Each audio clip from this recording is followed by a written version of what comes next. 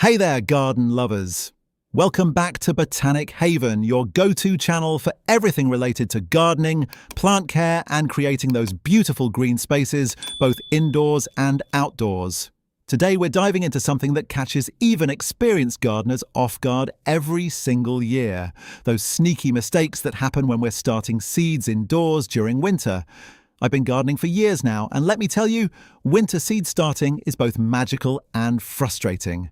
There's something incredibly hopeful about nurturing tiny seedlings while snow piles up outside, but it's also when things can go spectacularly wrong if we're not paying attention.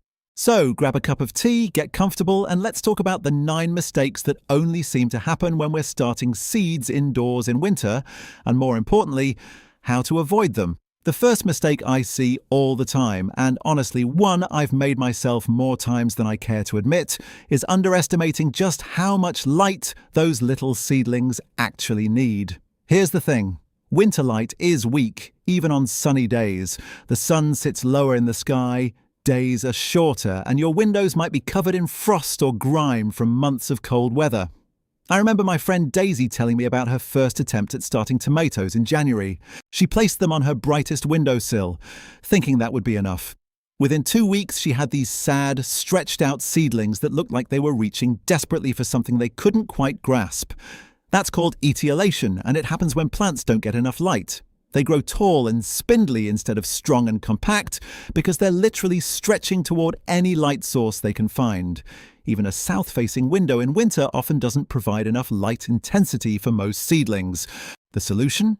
Invest in some grow lights. They don't have to be fancy or expensive. Even basic LED shop lights positioned a few inches above your seedlings will make a world of difference. Keep them on for about 14 to 16 hours a day and adjust the height as your seedlings grow.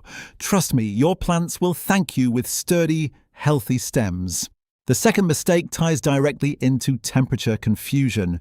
Winter plays tricks on us because our homes have these weird microclimates we don't usually think about. You might keep your thermostat at a comfortable 70 degrees, but that doesn't mean every spot in your house maintains that temperature. I learned this the hard way when I started seeds on top of my refrigerator one year, thinking the warmth from the appliance would help them germinate faster. Well, it did help them germinate. Too fast, actually, and then they struggled because the temperature fluctuated wildly every time the compressor kicked on and off. Meanwhile, my friend Oliver placed his seed trays near a drafty window because he wanted them to get natural light, not realizing that cold drafts were keeping the soil temperature way too low for proper germination.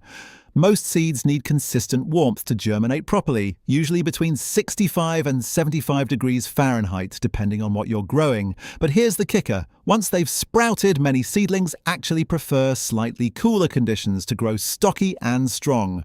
The key is consistency. Use a seedling heat mat if you're starting warm season crops like peppers or tomatoes, but once they've germinated, you can often remove the heat and let them grow in normal room temperatures. Just keep them away from cold windows, heating vents that blast hot air, and anywhere temperatures swing dramatically.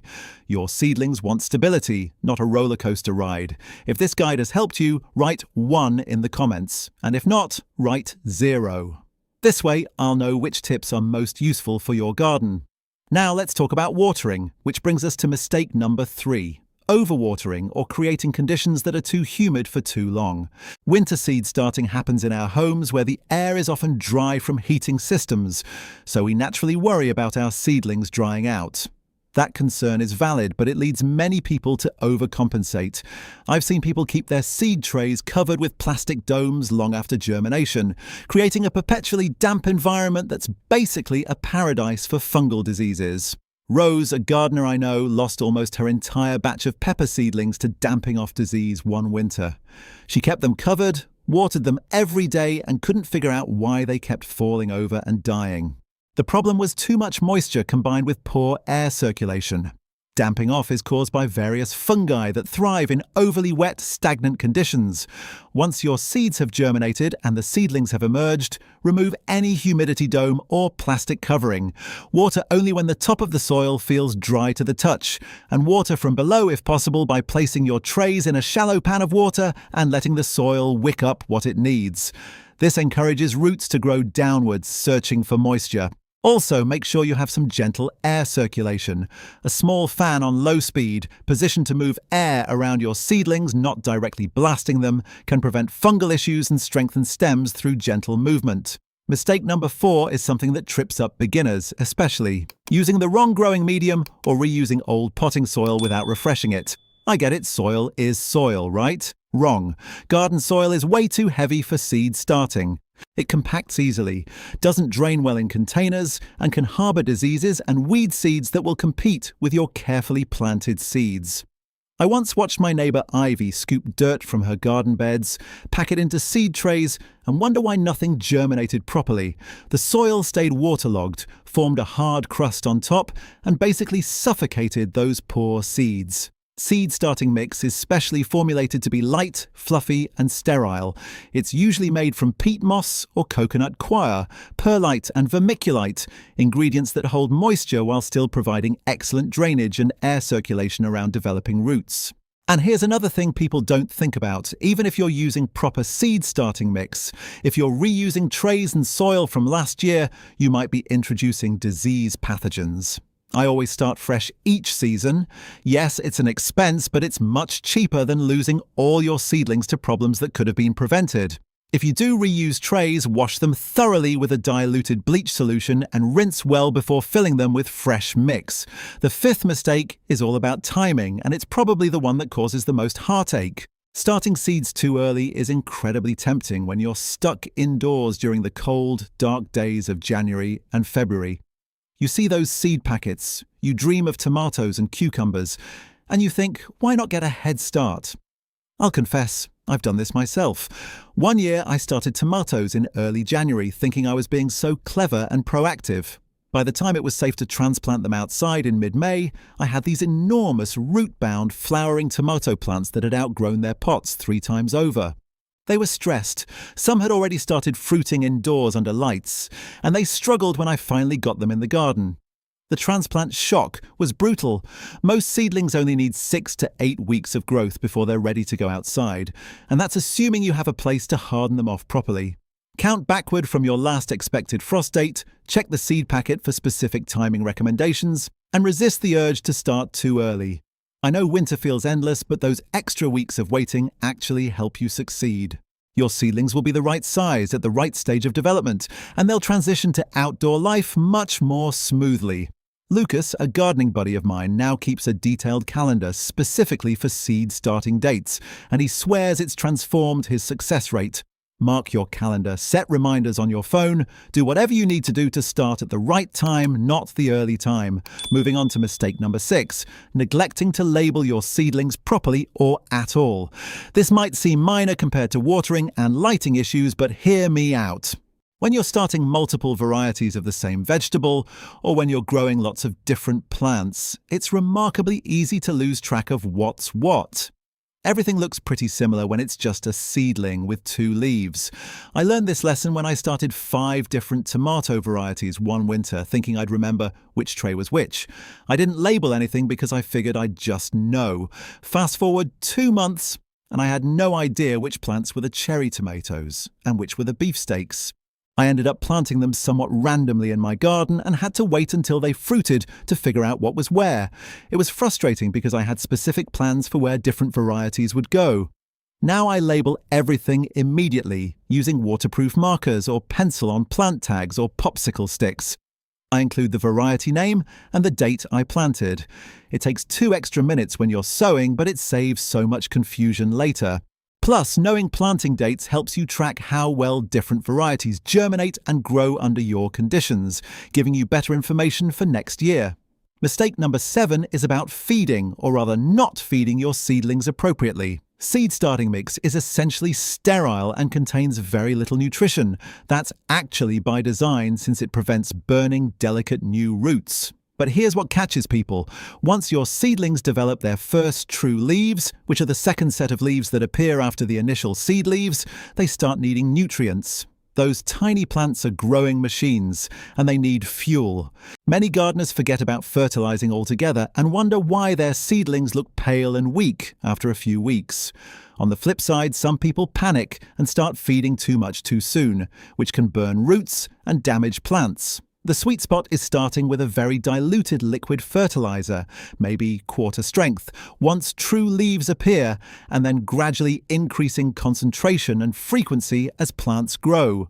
I use a balanced fertilizer or one slightly higher in nitrogen for leafy growth, applying it every week or two. Watch your plants.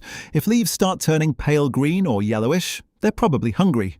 If tips turn brown or growth slows dramatically after feeding, you might be overdoing it. It's a bit of a dance, but you'll get the hang of it. Think of it like feeding a baby. Start gentle, increase gradually, and pay attention to how they respond.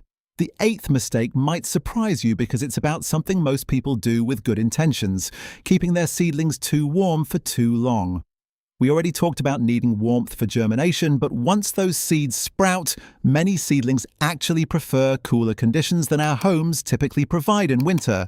This is especially true for cool season crops like broccoli, cabbage, lettuce, and most herbs. So when seedlings grow in temperatures that are too warm, they tend to get leggy and weak, growing too fast without developing strong structures. They also become more susceptible to pests and diseases. I had this issue with basil seedlings one year. I kept them in my warmest room, thinking tropical herbs would love the heat. They grew incredibly fast, but were so weak that they couldn't support themselves even under grow lights. The stems were thin and floppy, and many broke when I tried to transplant them. After doing some research, I learned that even basil seedlings benefit from temperatures around 65 to 70 degrees, rather than the 75 to 80 degrees I was giving them. Now I use that seedling heat mat only until germination, then move trays to a cooler location or simply turn the heat mat off. If you're growing cool season crops, consider starting them in a basement, spare room, or other area where temperatures naturally stay cooler. Some people even use unheated mudrooms or enclosed porches with grow lights, as long as temperatures don't drop below 50 degrees or so. Cooler conditions produce stockier, healthier plants that transition better to outdoor gardens. Finally, the 9th mistake is rushing or skipping the hardening off process. After weeks or months of carefully nurturing seedlings under perfect indoor conditions, it's so tempting to just plant them directly outside when the weather warms up. I mean, they look healthy and strong, right? They should be fine. Except they're not fine, and this is where so many people lose plants or watch them struggle unnecessarily. Indoor seedlings have never experienced wind, direct sun, temperature fluctuations, or any of the harsh realities of outdoor life. Moving them directly from indoor comfort to the garden is like taking someone from a climate-controlled office and dropping them on a mountain without preparation. The shock is real. Hardening off is the process of gradually acclimating seedlings to outdoor conditions over the course of 1 to 2 weeks. You start by placing them outside in a sheltered, shady spot for just an hour or two, then bring them back inside. Each day you increase their time outside and gradually expose them to more sun and breeze. By the end of the hardening off period, they should be spending full days and nights outside in their transplant location before you actually plant them. I know it seems tedious, especially when you're eager to get planting, but this process toughens up cell walls, adjusts their photosynthetic systems to handle real sunlight, and reduces transplant shock dramatically. My friend Daisy now swears by hardening off after losing a whole flat of perfectly healthy pepper seedlings by planting them out too quickly. Within 2 days, they were sunburned, windblown, and stunted. Half of them died, and the survivors took weeks to recover. Don't let that be your story. So there you have it, 9 seed-starting mistakes that seem to happen mainly or exclusively when we're working indoors during winter. The beautiful thing is that every single one of these mistakes is completely preventable once you know what to watch for. Seed starting is honestly one of the most rewarding aspects of gardening because you get to witness the entire life cycle of your plants, from tiny seeds to productive garden specimens. There's something almost miraculous about it, especially during those dark winter months when the garden outside is dormant and covered in snow. Those little seedlings represent hope, future harvests, and the promise that spring will eventually arrive. But they're also vulnerable and dependent on us to provide the right conditions. Think of yourself as creating a tiny ecosystem in your home, one where light, temperature, water, nutrients, and air circulation all need to be balanced. It sounds complicated when listed like that, but it really becomes second nature after a season or two of practice. The key is to pay attention to what your plants are telling you. Leggy stretched growth means more light needed. Pale leaves might mean hunger for nutrients. Drooping or yellowing could indicate watering issues, either too much or too little. Plants communicate constantly if we're willing to observe and adjust. Keep notes if that helps you remember what worked and what didn't. Take photos to document growth patterns. Every region, every home, and every gardener's setup is slightly different, so what works perfectly for someone else might need tweaking for your situation. Don't be discouraged if you make mistakes. I certainly have, and I still do sometimes. That's part of the learning process. Every failed tray of seedlings teaches you something valuable for next time. The gardeners who have the most success aren't necessarily the ones who never make mistakes. They're the ones who pay attention to what went wrong and adjust their approach accordingly. As winter progresses and you're planning your seed starting schedule, remember that patience and consistency are your best friends. Don't rush germination with excessive heat, don't panic and overwater at the first sign of dry soil, and don't skip steps like labeling or hardening off because they seem tedious. These small acts of care add up to create strong, healthy transplants that will thrive in your garden. And honestly, there's something deeply satisfying about walking into your garden in July and eating a tomato from a plant you started from seed on a cold February morning. That connection to the full growing cycle is what transforms gardening from a hobby into a passion. You're not just buying plants and sticking them in dirt. You're partnering with nature, guiding tiny seeds through their vulnerable early stages, and ultimately reaping the literal fruits of your labor. I hope these insights help you avoid the common pitfalls that catch so many of us during indoor seed starting season. Whether you're growing vegetables for your table, flowers for cutting, or herbs for cooking, the principles remain the same. Good light, appropriate temperatures, careful watering, proper soil, correct timing, clear labels, adequate nutrition, suitable growing temperatures, and thorough hardening off. Get these elements right, and you'll be amazed at what you can grow even in the depths of winter. Your seedlings will develop into robust plants ready to explode with growth once they hit the garden, and you'll have that incredible satisfaction of knowing you raised them from the very beginning. So set up your seed starting station, gather your supplies, mark your calendar, and get ready for one of the most hopeful and exciting parts of the gardening year. Happy planting, everyone, and remember that here at Botanic Haven, we're always here to help you create those beautiful green spaces you dream about. Until next time, keep growing and keep learning. One thing I want to add that really ties everything together is the importance of choosing the right containers for your seed starting journey. I've seen people use everything from egg cartons to yogurt cups to fancy greenhouse trays, and honestly, each has its pros and cons. The mistake here isn't necessarily about which container you choose, but rather about drainage and size. Whatever you use absolutely must have drainage holes in the bottom. I cannot stress this enough. Without drainage, even the most careful watering will eventually lead to waterlogged soil and root rot. I once helped a neighbour troubleshoot why her seedlings kept dying, and we discovered she was using beautiful ceramic pots with no drainage holes. The water had nowhere to go, and the roots were essentially drowning. We drilled holes in the bottom, transplanted the survivors into fresh soil, and they recovered beautifully. Also consider container size. Starting seeds in containers that are too large waste soil and makes it harder to control moisture, while containers that are too small mean you'll need to transplant multiple times before they go outside. For most vegetables and flowers, cells that are about 2 inches deep and 2 inches wide work perfectly for the initial seeding, with plans to transplant up to 4-inch pots if needed before they head to the garden. Another aspect that deserves attention is crop selection and understanding which plants actually benefit from indoor starting versus those that really don't. Not everything needs or even likes being started indoors. Root vegetables like carrots, radishes, beets and parsnips absolutely hate transplanting because disturbing their roots disrupts their growth pattern. These are much better direct seeded into the garden when conditions are right. Similarly, plants like beans, peas and corn have such fast germination and growth rates that starting them indoors rarely gives you any advantage. You're just creating extra work for yourself. On the other hand, long-season crops like tomatoes, peppers, eggplants, and most herbs benefit tremendously from indoor starting because it gives them that crucial head start they need to produce well in areas with shorter growing seasons. Flowers like petunias, snapdragons, and zinnias also do beautifully when started indoors. Understanding which plants are worth the indoor effort and which ones prefer to start their lives directly in garden soil will save you time, space, and potential disappointment. Make a list before ordering seeds, research each plant's preferences, and plan your indoor starting accordingly. I also want to touch on something that often gets overlooked: the mental health benefits of winter seeds starting and why avoiding these mistakes matters not just for plant success, but for your own well-being.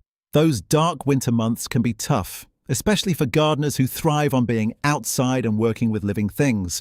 Starting seeds indoors provides a tangible connection to the growing season ahead and gives you something living and green to nurture when everything outside looks dead or dormant. There's actual research showing that caring for plants reduces stress and improves mood.